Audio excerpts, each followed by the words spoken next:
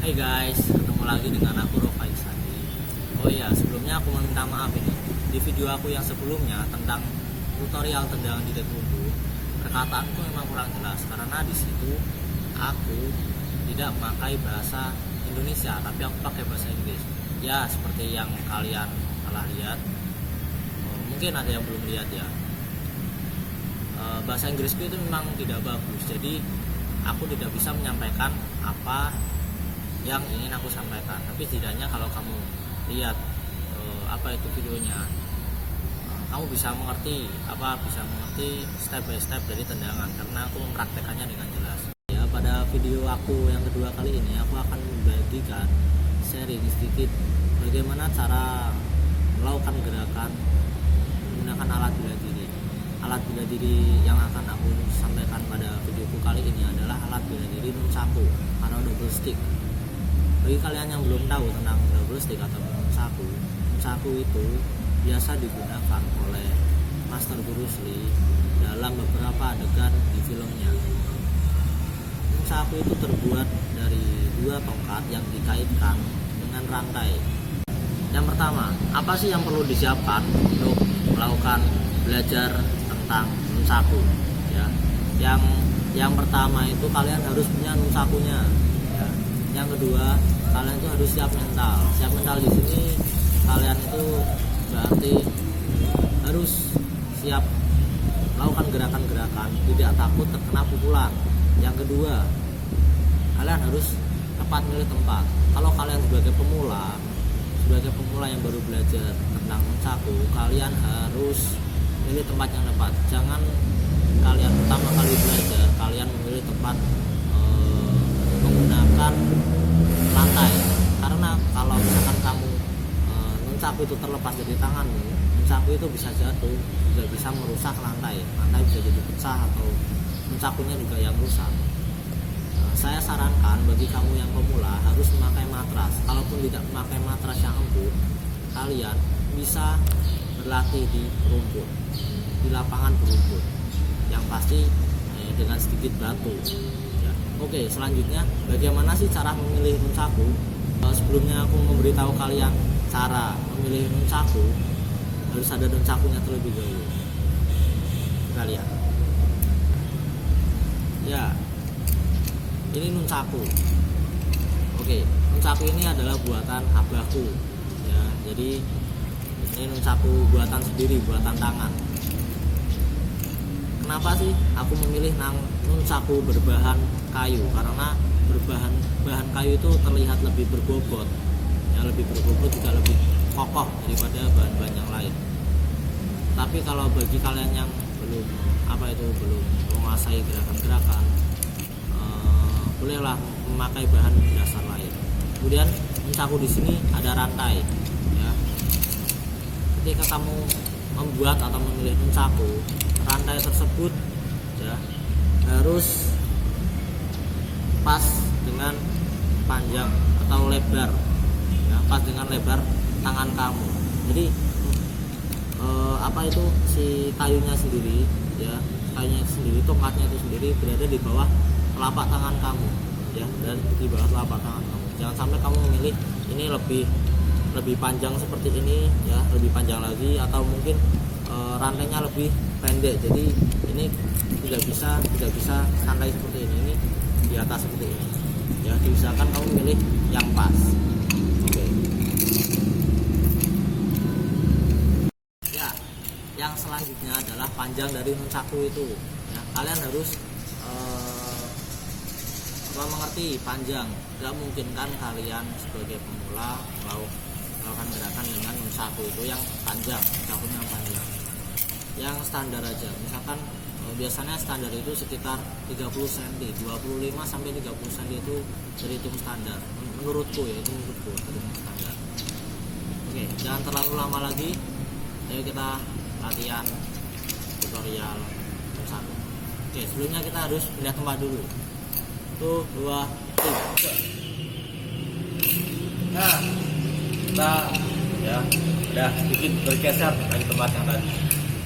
Sebelum kalian melakukan gerakan, kalian tuh harus melakukan sedikit pemanasan. Mungkin ini menurut teoriku ya, pemanasan di sini kalian harus terbiasa melakukan seperti ini ya, gerakan seperti ini bisa dibolak-balik ya, gerakan seperti ini bisa dibolak-balik. Nah, ini salah satu pemanasan sebelum kalian melakukan munsaku. Yang kedua lakukan ayunan. Yang kedua melakukan ayunan. Kalian harus melakukan ya. Oke. Ya, yang kedua kalian harus tahu cara pegang ya.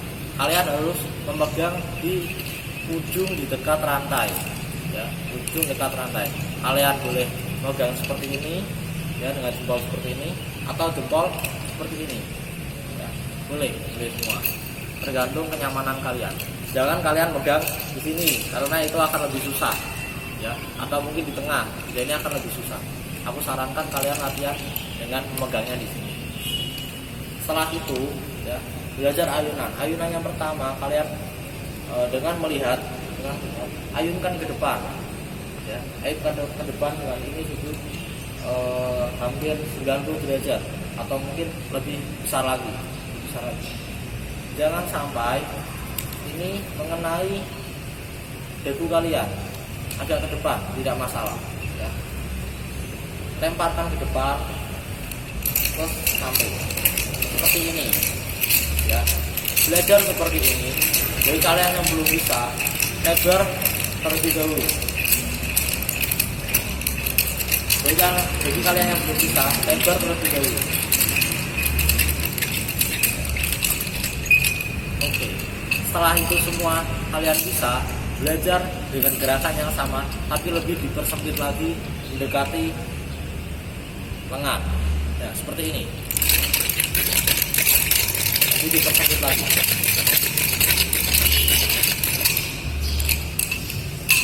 Kalau kalian paham dengan panjang munsaku, kalian tidak akan mudah terkena pukulan, ya, tidak akan mudah terkena pukulan ke diri sendiri. Setelah itu, variasikan gerakan-gerakan itu sebagai pemanasan. Setelah kalian buka lebar, kalian dipersempit lagi. Setelah itu, jangan sampai kalian, ya. Teori ini menurut teori saya, pergelangan tangan itu tidak boleh seperti ini ya, tidak boleh seperti ini. Kenapa? Kalau misalkan kalian seperti ini diusahakan pergelangan tangan terkunci, karena misalkan pergelangan tangannya seperti ini, itu akan melukai siku kalian. Biasanya akan terkena siku bawah, soalnya ini terbuka, ini akan lebih masuk. Yang kedua, variasikan dengan pegangan yang sama, putarannya akan dibalik ya, putarannya dibalik ke dalam.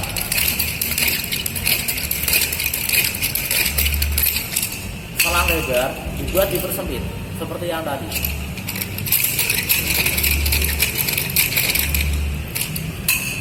Mungkin ini akan lebih susah daripada yang tadi, karena apa? Ini masuk ke dalam ya, dari atas ke dalam. Kalau misalkan kalian belum terbiasa, bisa jadi terkena otot kalian sebelah sini, ya, otot bicep kalian bisa terkena. Kemudian bisa kalian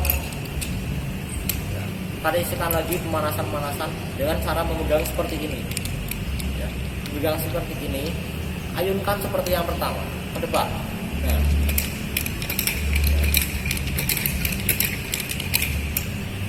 dalam memegang seperti ini, pergelangan tangan boleh bergerak dengan leluasa, ataupun kalian bisa berdiam tempat, terkunci. Ya. Ini terkunci dan ini ikut bergerak.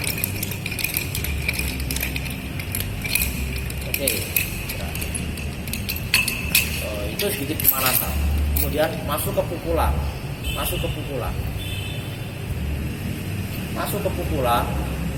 Kalian menggunakan pukulan ke depan. Jadi posisi seperti ini, lempar ke depan. Posisi seperti ini, lempar ke depan. Kalian jika ingin menghentikan laju dari tongkat yang diayunkan, kalian harus mengikuti Jadi misalkan ini tongkat maju ke depan, diikuti. Nah, tongkatnya itu diikuti saja. Bisa. Kalian harus bisa maju ke depan. Maju. Kemudian yang kedua, kalian harus bisa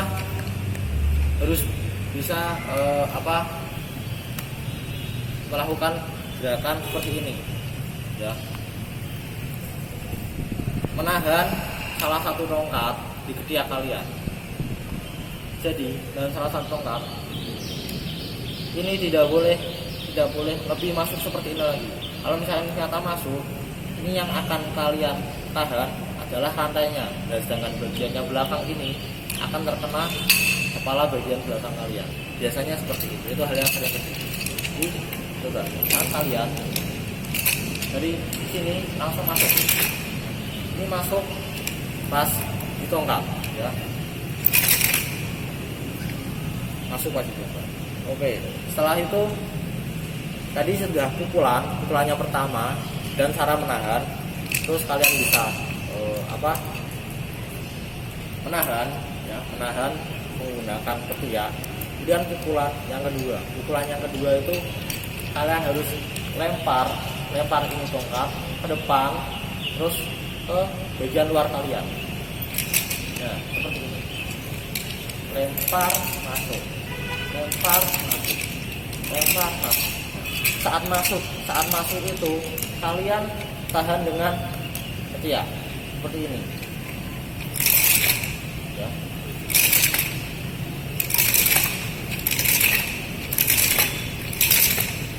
Seperti itu. Terus pukulan dari bawah ke atas seperti ini.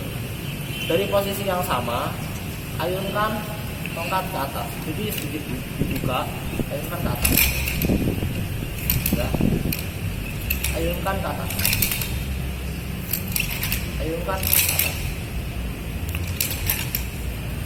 Dari dua pukulan itu bisa jadi sangat cepat kalau kalian sudah terbiasa, ya. Dengan dua pukulan yang sama, itu akan mencakup itu jika dilakukan dengan yang cepat bisa terlihat sangat cepat dengan dua pukulan. Bisa kalian lihat.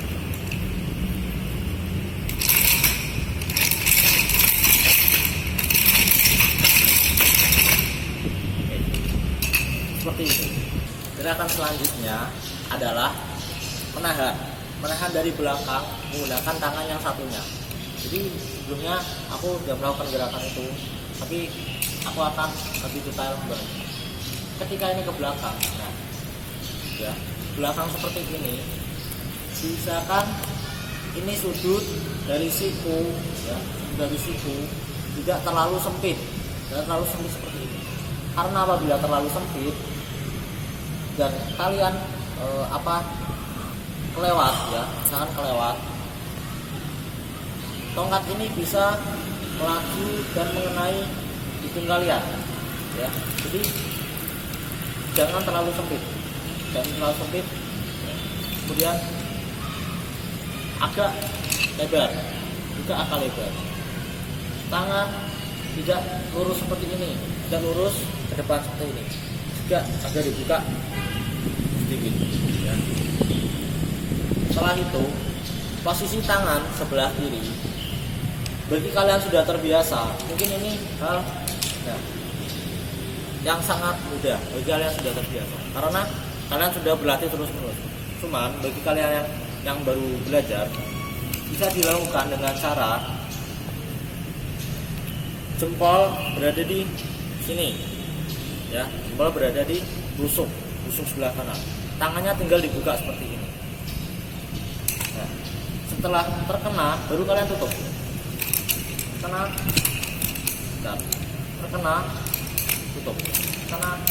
tutup, ya.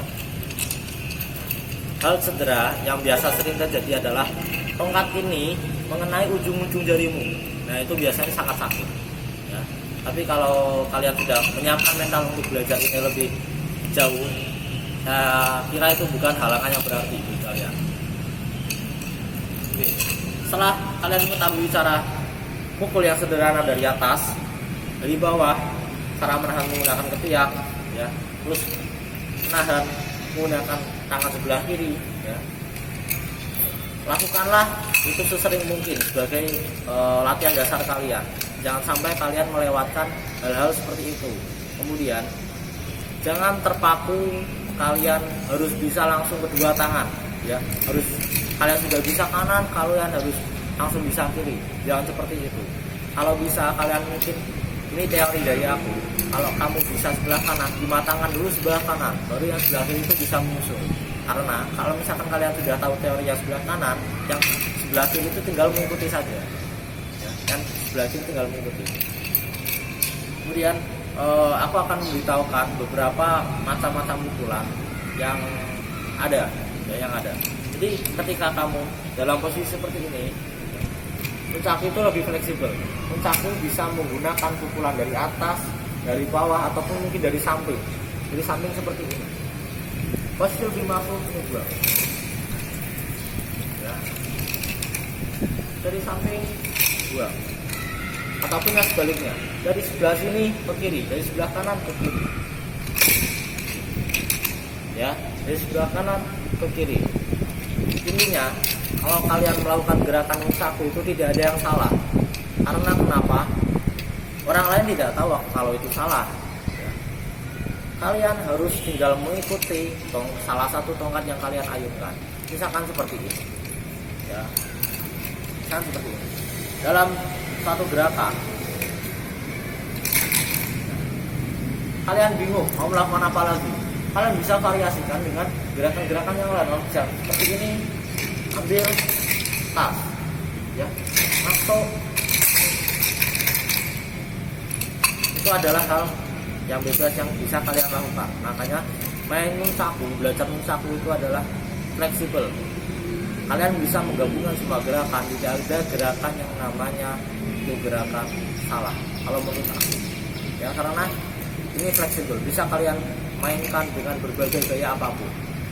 Banyak freestyler, ya, yang menggunakan nunchaku sebagai bahan alat bela diri untuk freestyle.